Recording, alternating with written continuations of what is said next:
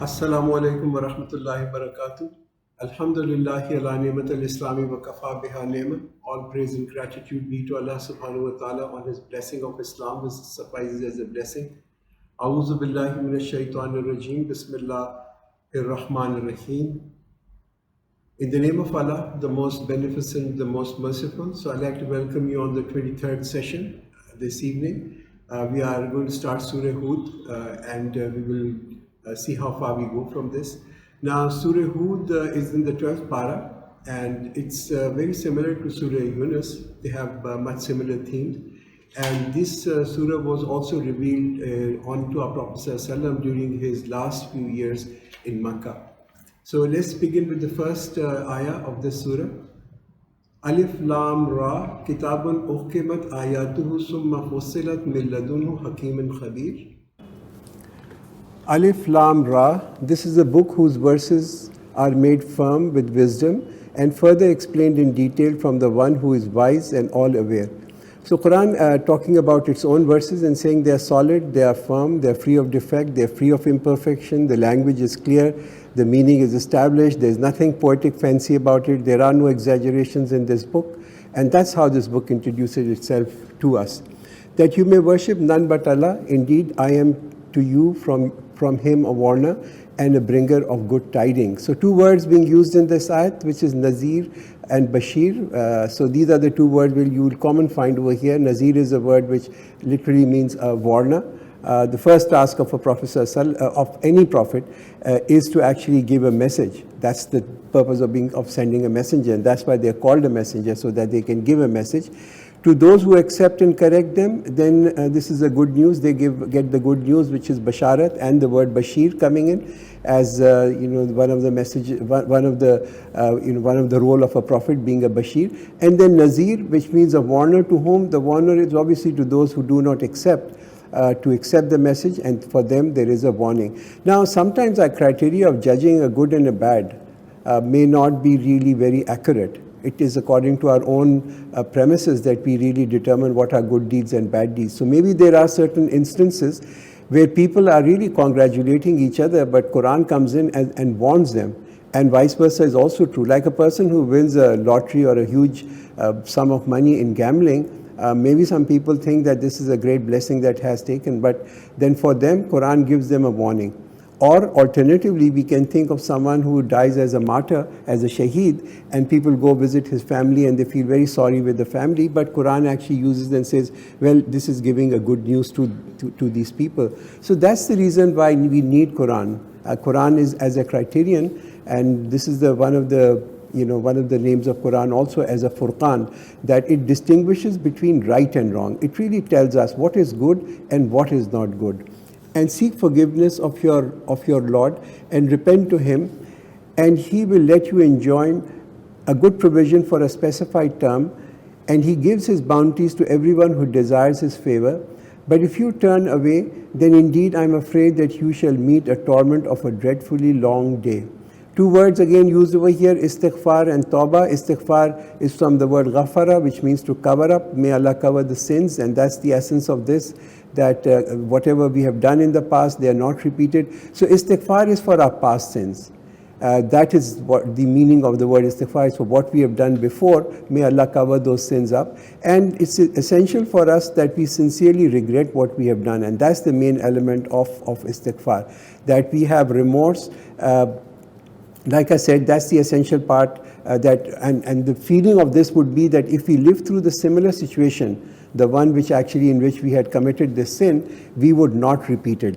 So that's the implication for the word istighfar. The second thing we often hear in Quran is the word tawbah, and tawbah means to turn to return to. These are the words, which means it pertains to the present and it pertains to the future. Now, when I said the word tawbah and I said it means returning back to Allah, well, while we are alive, it's not possible for us to return back to Allah. But what it means is that we will keep the likes and dislikes of Allah in sight at all times, and that's the meaning of the word tawbah. To Allah is your return, and He has power over all things. So warning that if you don't pay heed to this kalam, the kalam of Quran, then remember the day of reckoning, and that day of reckoning is likely to be an extremely long day. Now surely they turn away their chests to hide themselves from him. Beware when they cover themselves in their clothing. Allah knows what they conceal and what they show. Indeed, He is knowing of that which is within their hearts. So this is referring to the group of people at that time who were not very open, they were not very active in opposing the Prophet, but they were averse to the message. They were averse to the messenger. They didn't like to hear what he was telling them, or they didn't even want to come face to face with our Prophet ﷺ, and probably maybe not didn't want to be seen in his company. And there is no creature on the earth but that its provision depends on Allah, and He knows its place of dwelling and its place of resting, and all is in a clear record. Now, this is something that Allah reminds people. It's addressing the fear that we have. All of us have this fear that when we move into Allah's way, we may face shortages of provision. That it's our hard work, that we need to keep doing hard work. And this shortage of provision is we seem to be thinking about it much more than we should. Now, Allah comes in and tells us over here that look around yourself, look at the insects, look at the birds, look at the beasts, look at all the creatures that are there, even small insects in the middle of a stone. Someone is providing risk to them.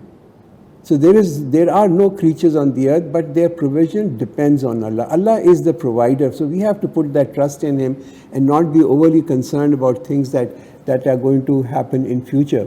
And it is He who created the heavens and earth in 6 days, and His throne was over water, so that He may test you as to which of you is best indeed.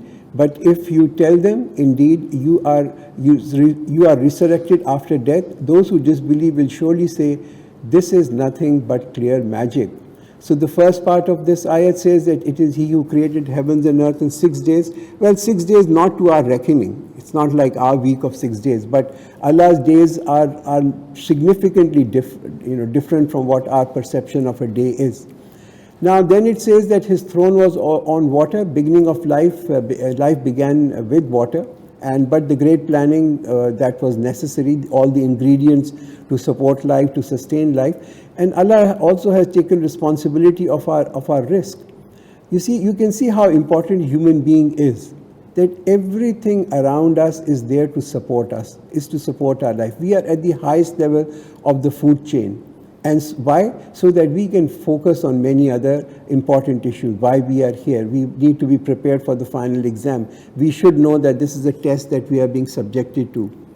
And if we withhold back from Him the punishment for a limited days, then they will surely say, what is delaying it? Listen, on the day it comes to them, it will not be averted from them, and they will be encircled by what they used to ridicule. And if we give man a taste of mercy from us and then we withdraw it from him, indeed he is despairing and ungrateful. So this ayat is addressed to all mankind. It begins with, says, Wala in azaknal insana.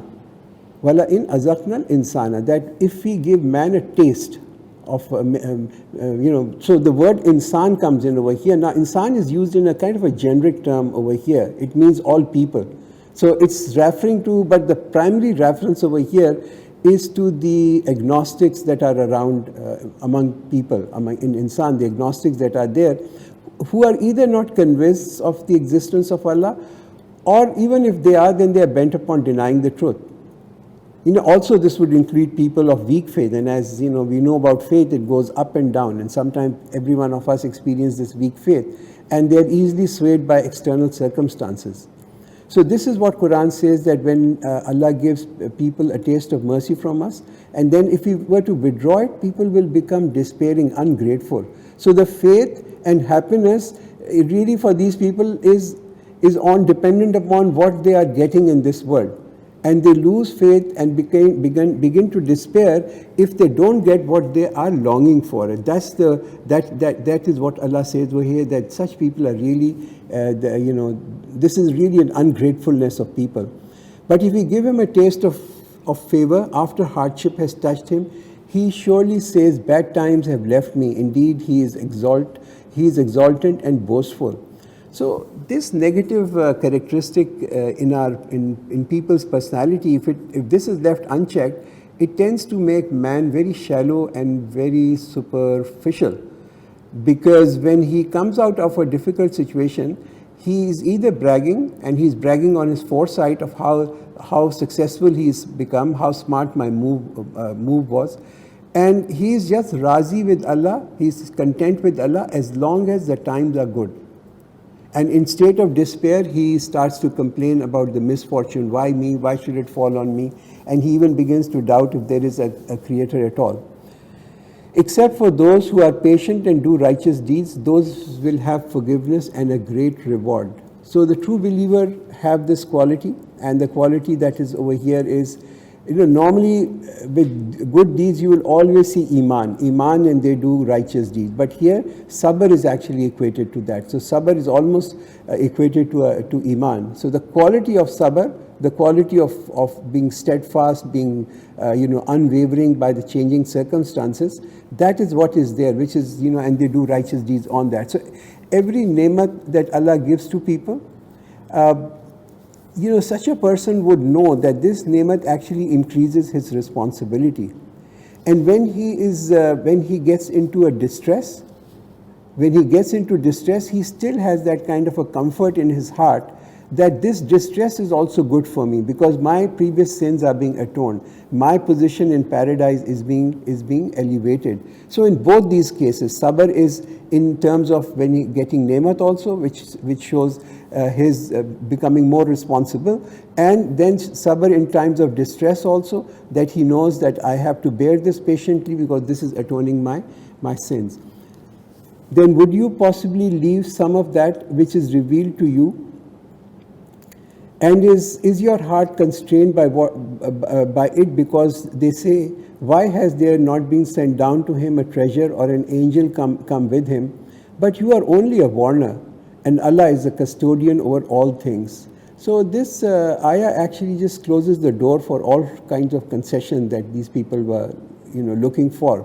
And the kuffar were constantly demanding our Prophet ﷺ some treasure to be brought down or some angel to come down with him.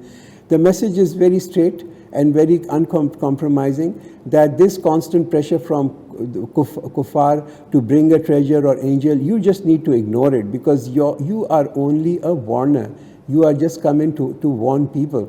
Now also, why were they asking for this treasure? The kuffar were asking for this treasure was because during this period, as I mentioned, this will be towards the end of our Prophet ﷺ stay in Makkah before the Hijrat, kuffar had become increasingly prosperous, and Muslims had become increasingly poor and weak. They were the poorest of the community.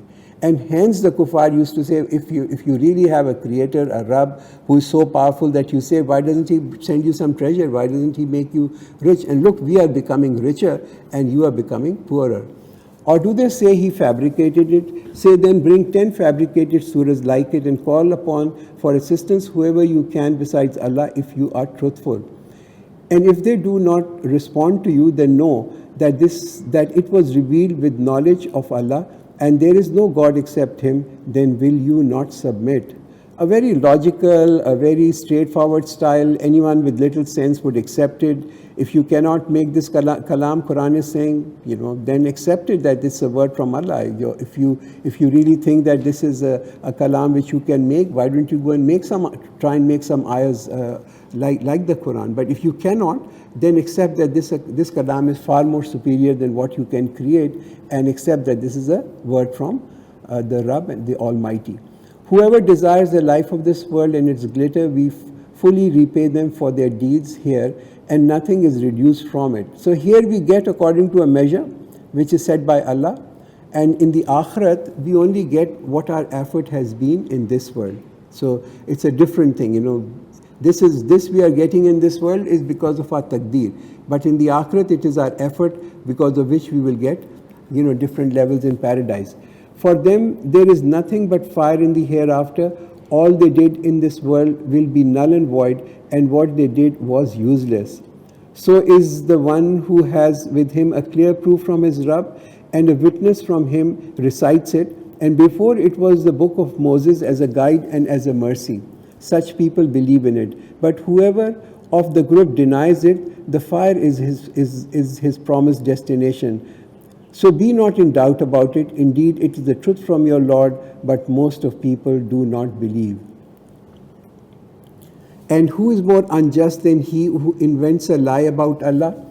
Those will be presented before their Lord, and the witnesses will say, these are the ones who lied against their Lord. Beware, the curse of Allah is upon the wrongdoers. So this ayat begins with the first thing. It says, who is, who invents a lie about Allah? Who is more unjust than he who invents a lie about Allah? So this is a very high level of injustice to say. So what is a lie on Allah? Obviously, first and foremost is to assign partner to him, to say that there are other gods and goddesses or deities, and then committing shirk. This is the biggest lie on Allah. Then also lying would be denying his book, saying that this is not his word, that it's a book which is this is a word of a man. This is also lying on Allah. And then further on, also many things that are revealed in Quran saying that these are not true. If it is a word of Allah, if it is in Quran, then please note that it is something that as a Muslim we cannot deny that. This ayat also towards this end says, beware, the curse of Allah is upon the wrongdoers. What is the curse of Allah? The biggest curse of Allah is that people are distant from Allah. They are distant from His guidance. They are distant from His book. They are distant from His message. And they are in a kind of a faithless life. And this is the worst position to be in. Who hinders people from the way of Allah and seek to make it crooked? They are the disbelievers in the hereafter.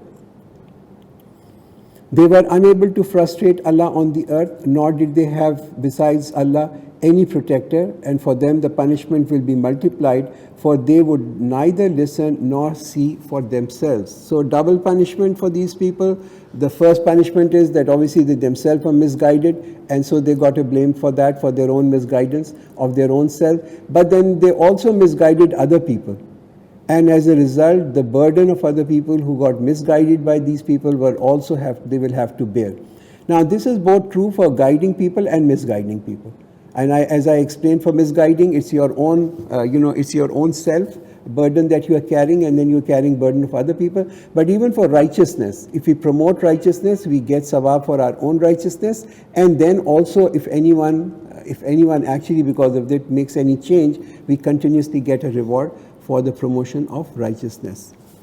These are the ones who brought on themselves loss, and all that they had invented vanished from them. So all these which are done based on guman, on conjunctures, that's a great loss. That's a great loss, because guman and zan should be replaced with something which is called yaqeen and amal. There is no room for speculation in Islam. Islam is not based on an assumption. It's a very well set deen. Its ahkam are well known to everyone, and there is no guesswork and assumption in this deen. Essentially, they are the worst losers. They are the worst losers in the hereafter. As regards to those who have believed and done righteous deeds and humbled themselves to their Lord, those are the dwellers of garden, and they will abide in it eternally.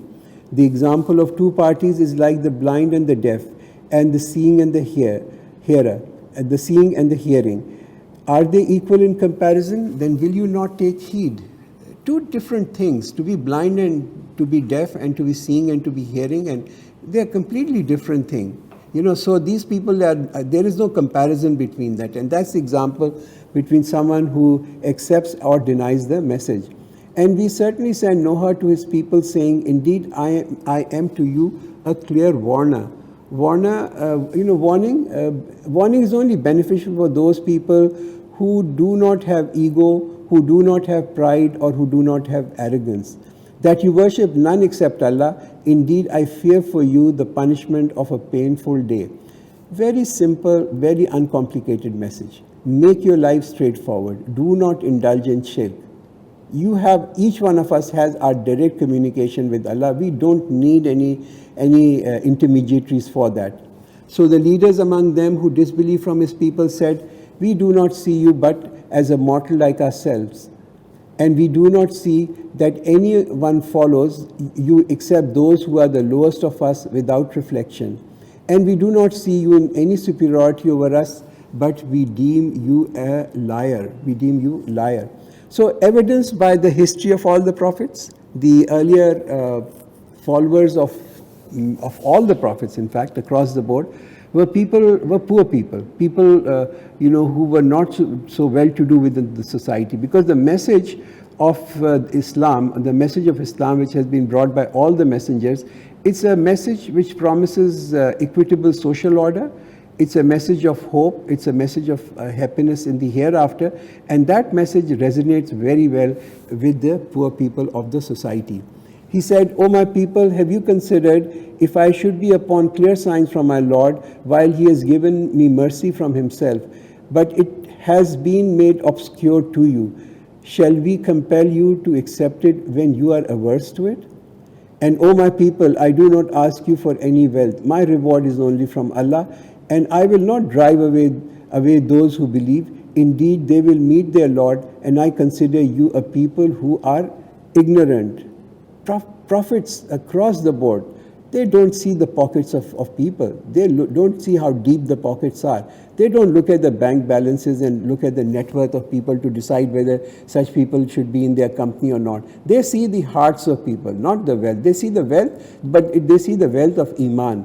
And similar was the attitude of the Makkan leaders. They would come to our Prophet ﷺ and they would say that, look, we want to come and be in your company and we want to understand this message, but these lowly people who are sitting around you, we don't want to sit with them. Don't want to. So we would like you to actually ask these people to leave when we come and talk to you. And our Prophet ﷺ, was, and the ayat of Quran that we had earlier done, certainly that's not possible, because there is no differentiation in Islam on, which is based on the class or which is based on how rich people are. Now, the way Allah tests people this is one of the way when Allah tests people, is that are people going after the truth of the message, or are they really looking at the outward facade and inviting people who are in the upper classes of the society? O my people, who would protect me from Allah if I drive them away? Then will you not reflect? So this is what he's saying. How can I actually drive these people away? I have a responsibility. I have to answer to my Creator. And I do not tell you that I have the treasures of Allah, or that I know the unseen, nor do I tell you that I am an angel, nor do I say about those who are contemptible in your eyes that Allah will never grant them any good. Allah knows what is best within their souls. Indeed, I would then be among the wrongdoers. So what is the messenger telling them? He's saying, look, I'm a man. I never claim to be more than that. My only claim is that Allah has shown me the path of guidance, and that's the path of guidance I'm telling you. So the aim of the Prophet is to detach people from this world and bring them closer to Allah. And that's the aim that every Prophet has. They said, "O Noah, you have argued with us and disputed with at length. So bring us what you threaten us, if you are indeed truthful." Now, defeated in the argument of logic, there is no logic now what they are saying. But you can see the way Hazrat Nuh alayhi salam is responding to these people. Very composed, very collected, but in a very firm manner. And Hazrat Nuh alayhi salam responds and he presents his argument. There's no bitterness, there's no anger in his words, right? Instead of saying that, these people, instead of saying that if you are truthful to their Prophet, if you are truthful, then may Allah guide us also, may Allah also open our hearts to this guidance. What they're really saying is, okay, go bring the azab, bring it on now. They're unwilling to bend, even if it would lead to them being broken down completely. So they're willing to be destroyed, but not willing to actually submit. That's the level of their arrogance. And he said, only Allah will bring it to you if He wills, and you will not be able to frustrate it. And my counsel will not profit you, much as I desire to give you good advice. If Allah intends to let you go astray, He is your Lord, and to Him you will return. So the guidance presented to people, and they consciously rejected this guidance, and now He says, fine, let Allah let these people drift into their own misguidance. Or do they say He has forged it? Say, if I have forged it, then upon me is my guilt, but I am innocent of what crimes you commit. And it was revealed to Noah that no one will believe from your people except those who have already believed. So do not be distressed by what they are doing. So addressed to our Prophet, to Hazrat Nuh alayhi salam over here, and it is being said to him, look, fine, don't be distressed by it. It's not your fault. They are not rejecting you. Actually, if anything, they are rejecting the message and they are rejecting Allah. And construct the ark under our eyes according to our revelations, and do not speak to me concerning those who are unjust. Indeed, they shall drown. And he began building the ark, and whenever the leaders among his people passed by him, they laughed at him. He said, if you mock at us, then we will ridicule you just as you ridicule us. Meaning that we will rejoice at the final outcome of this, while you will be grieving at that time. So soon you are going to know who will get the punishment that will disgrace him, and upon whom will descend an enduring punishment in the hereafter. When our commandment came and the oven gushed forth, we said, take into the ark a pair of two of every species and your family, except those about whom the word has already gone forth, and whoever has believed, and only a few had believed with him. So what you see over here is that there is no substitute for human effort. Allah could but didn't. He could have sent the angels to build an ark for Hazrat Nuh alayhi salam, but no, he told Hazrat Nuh alayhi salam, you go build the ark. You can do the dua, and we all need to do dua, but there is something which is called effort, and that needs toil, that needs struggle, that needs some sweat, right? And that has to be done with the dua. Nothing changes unless we work to bring about a change. Just dua is not enough. It requires exertion, it requires thinking, planning and building, like Hazrat Nuh alayhi salam being told over here, now go build an ark. So this is, and the reason for this is because this universe is governed by certain laws, and Allah is the creator of those laws. But the laws that govern the failure and success of people in this world or in this universe is two things. First is prayer, and number two is efforts.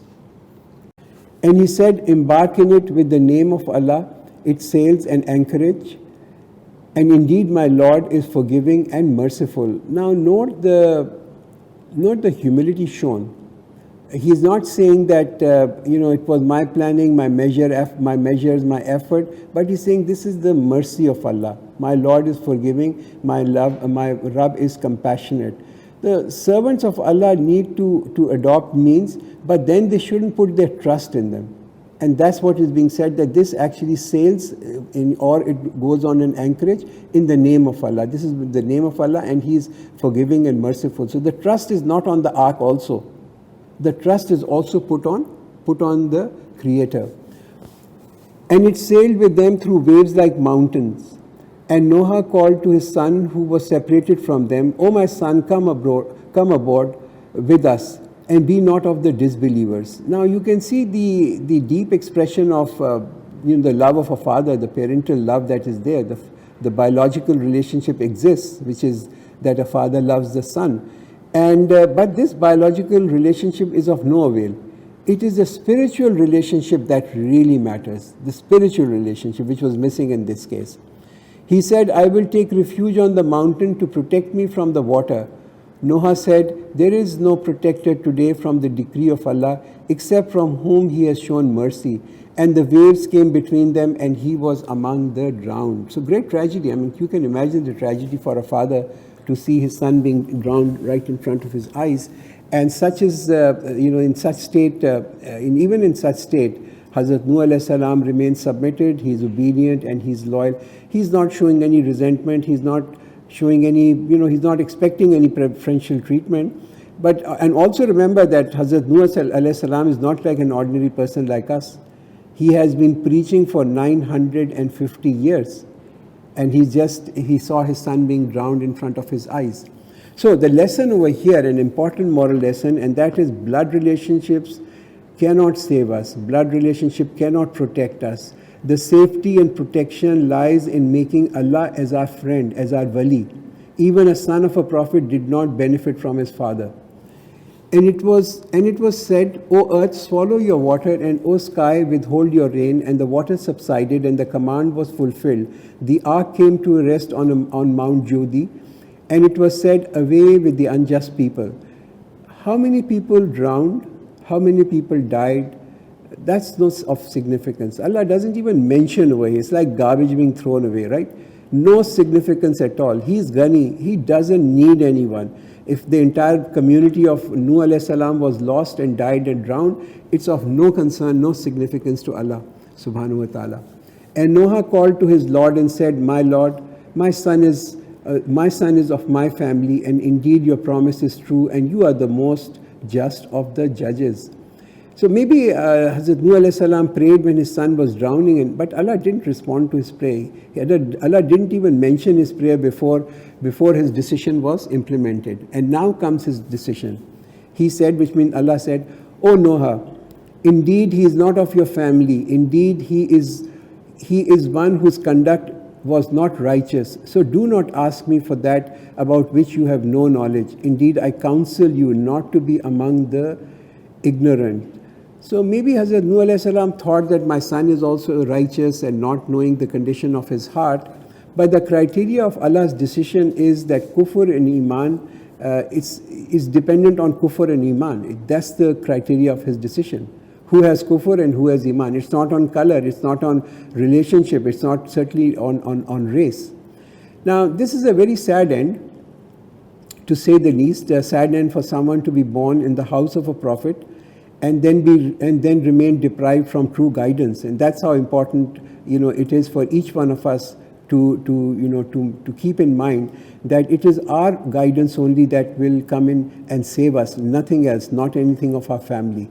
Now, there's no doubt in anyone's mind, and shouldn't there be any doubt, that Hazrat Nuh alayhi salam during his life must have tried his best to inculcate and teach faith to his son, because that's the closest relationship that he had. But then this is the will of Allah, whom he chooses to guide, whom he guides and whom he doesn't, and that depends upon those people who turn to him.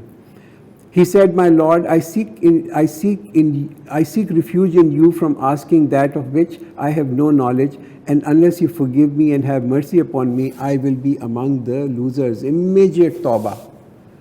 So here comes a response from Allah, and here comes an immediate tawbah. No argument, no reasoning, no nothing at all. He said, oh Allah, I seek your refuge. I have no knowledge of what I was asking, and I'm really sorry. Forgive me, have mercy on me. Otherwise, I will be among the losers.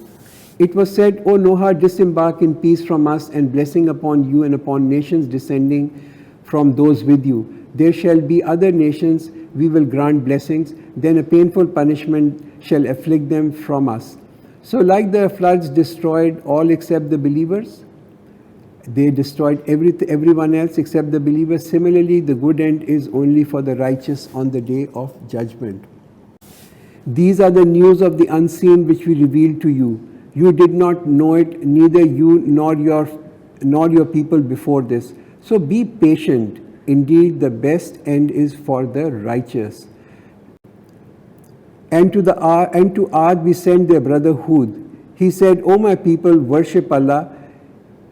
You have no God other than Him. It is nothing but falsehood that you have forged. So we start now with the next prophet, and that was Hazrat Hud alayhi salam, and he was sent to the people of Ad. And Quran uses this word, to Ad we sent their brother Hud, which means that he was from those people. He was from the same nation, which means he was also from the people of Ad. And the reason messengers are sent from their own people is so that there are no cultural, no social barriers. These messengers are from those people. People know them, they know their character, they understand, and these messengers understand the weakness and the strong point. And for them, this nation is not alien. They know their strengths and weaknesses, and neither those people are alien to the messenger, nor is the messenger alien to the people. O my people, I do not ask you for any reward. My reward is only from the one who created me. Then will you understand? Strong argument, no personal interest, a common theme. All messengers would say this: we have no personal interest. I'm striving to convey. This is what the messenger is saying. I'm striving to convey the message, and I expect nothing from you. And O my people, ask forgiveness of your Lord, and then turn to Him. He will send rain from the sky upon you in showers and add strength to your strength, and do not turn away being criminals. They said, O Hud, you have not brought us clear evidence, and we are not ones to leave our gods on your saying, nor are we believers in you. We only say that some of our gods have afflicted you with evil. He said, indeed, I call Allah to witness, and you bear witness that I am free from whatever you associate with Allah. So what these people are saying is, looking at Hazrat Hud alayhi salam, they are saying is that you have fallen from grace because you dishonored our deities, our gods, and they are now punishing you. And Hazrat Hud's response is very simple. His response is, your really gods are powerless. I mean, I call Allah as a witness, and I am free from whatever you associate with him. I have nothing to do with your gods. Besides him, so plot against me altogether, but do not give me respite. So besides him, the first word, besides Allah, you get everyone together and plot, and that's what Hazrat Hud is saying. You plot against me and get everyone together, and do not give me any time after this. Indeed, I put my trust on Allah, my Lord and your Lord. There is no creature but that he holds it by its forelock. Indeed, my Lord is on the path that is straight. So Hazrat Hud alayhi salam, as you see over here, he is a person who has a very few followers in his community, in the people of Ad. He has no army to protect him, but what he has, and the strongest thing that he has, is that he has huge trust on Allah, and that is his source of strength. And he's saying that that's my source of strength, and your refusal is of no consequence to me. But if they turn away, say, I have already conveyed that with which I was sent with. My Lord will bring another people in your place, and you will not harm him at all. Indeed, my Lord is a guardian over all things. So you can see the kind of closeness with Allah, and that is so important. If we want that strength, and especially if we are in a face of opposition, if we want that, we need to have that very close feeling that we have to put our trust on Allah, that He is our protector, that He is a guardian, and He will guard us.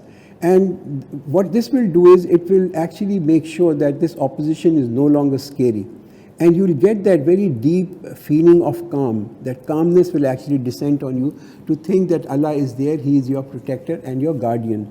And when our decree came to pass, we saved Hud and those who believed with him by mercy from us, and we saved them from a harsh punishment.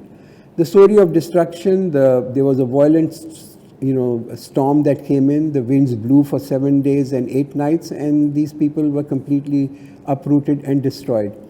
And that was Ad, who rejected the signs of their Lord and disobeyed his messenger and followed the order of every insolent oppressor.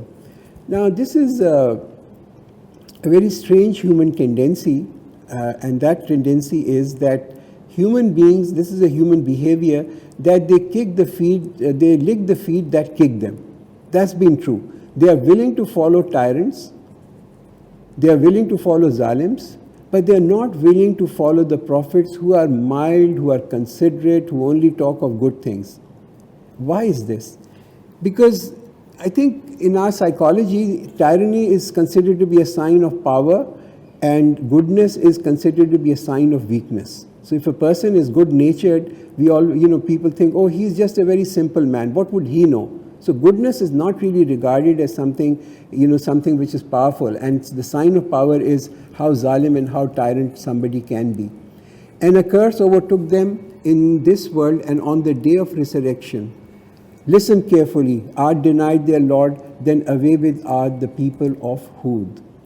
We now talk of the next messenger, which is Hazrat Saleh alayhi salam. And to Samud we sent their brother Saleh. He said, O my people, worship Allah. You have no God other than Him. He has raised you from the earth and settled you in it. So ask forgiveness and turn to Him. Indeed, my Lord is near and responsive. They said, O Saleh, you are among us a man on whom we placed hope before. Do you forbid us to worship what our fathers worshipped? And indeed, we are suspicious of what you are calling us to. So after the destruction of Ad, the most prominent successors in the northwestern Arabia were these people of Samud. the favors of Allah to them was that He brought them from the earth. He gave them huge nourishment. They were at that time a great civilization. Now, mushriks in all ages, they have this misconception that Allah is distant and unapproachable for them, and this is because they see their own rulers. They see their own rulers as very distant from them, and hence they always want to have an intercessors. These intercessors are needed so that the request of these people can be presented to this, to the Creator. Now, what it happens in this is that some clever people, they endorse this, they encourage this, and then they secure their services, and then that's how this whole system of priests and pandits and padris and all these things have been formed, is so that because people feel that the Creator is unapproachable, and that's the difference in Islam, which says each one of us is has a direct communication with our own Creator. He said, "O my people, have you considered if I should be upon clear evidence from my Lord, and He has given me mercy from Himself, who would protect me from Allah if I disobeyed Him? So you only add to my ruins." So the prophets are people with outstanding intellect. They have great strength of character. They are future leaders until they start calling people to abandon their traditional beliefs and devote worship to one Allah. And that's the radical change that we see.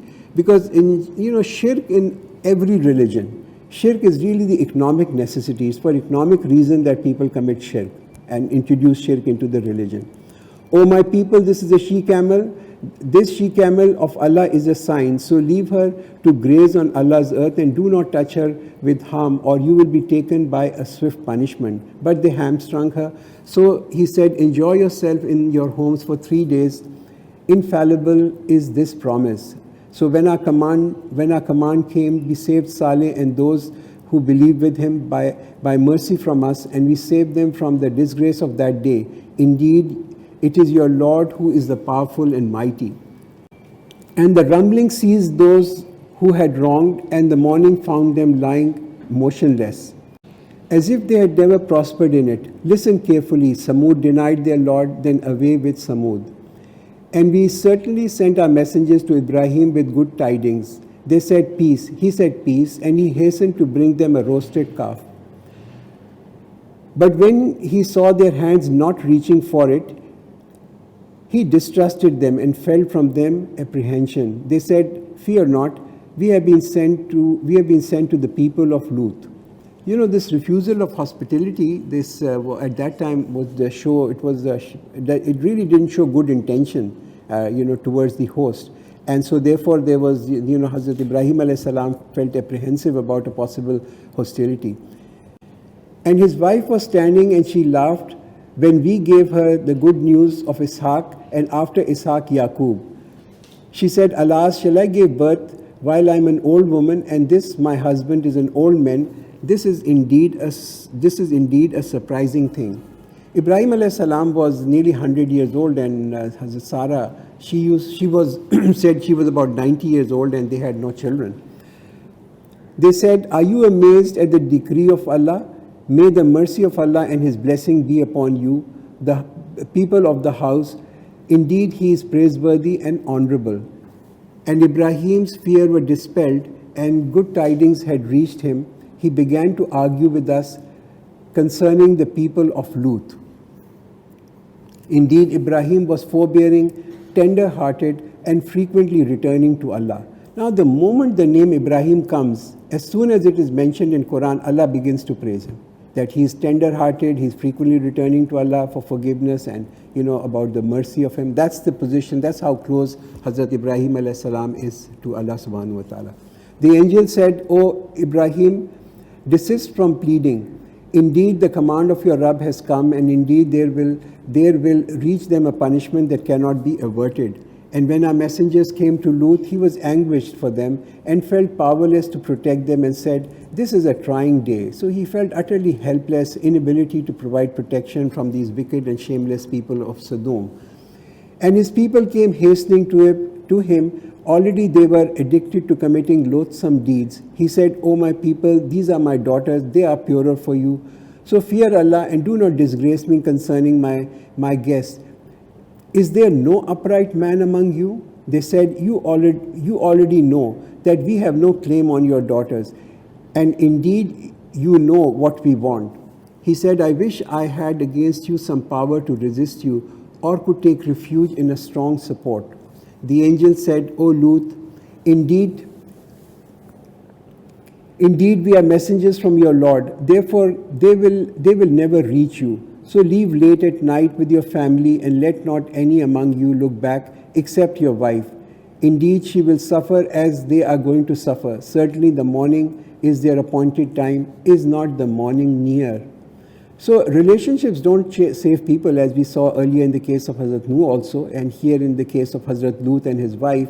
It doesn't save people from the consequences of their sin. Now, Hazrat Lut's wife did not really commit these acts, but she used to sympathize with those people who were involved with these shameful deeds.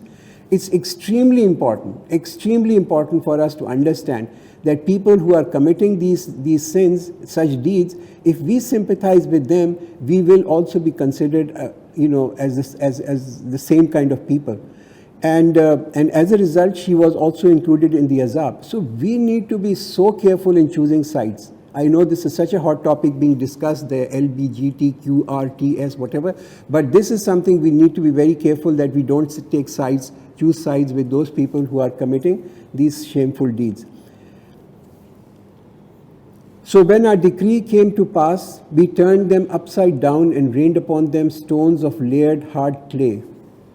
So the last ayat of this evening, musawwamatan inda rabbik wama hiya min az-zalimin biba'id. Mark from your Lord, and Allah's punishment is not far from the wrongdoers. So this is where the story of Sodom and Gomorrah ends over here. This was a town on the bank of the Dead Sea, and because of their sinful deeds, this town was turned upside down. And Allah says that hard clay stone came in, and they were marked. Each stone was marked to where it is going to hit, and this is a punishment of Allah. And this punishment is not far away from the wrongdoers. Now, the sinful deeds of the people of Lut were there, and they were destroyed by that. And I think we need to be very careful when we talk about these issues in our present day world, even for humor. I don't think that this is something which should be taken as humor, because this is where, this is a deed for which the azab of Allah came. And for this unnatural deed, the punishment is extremely severe. So, barakallahu lana wa lakum fil Quran al-Azim wa nafana wa iyyakum bil ayati wa zikril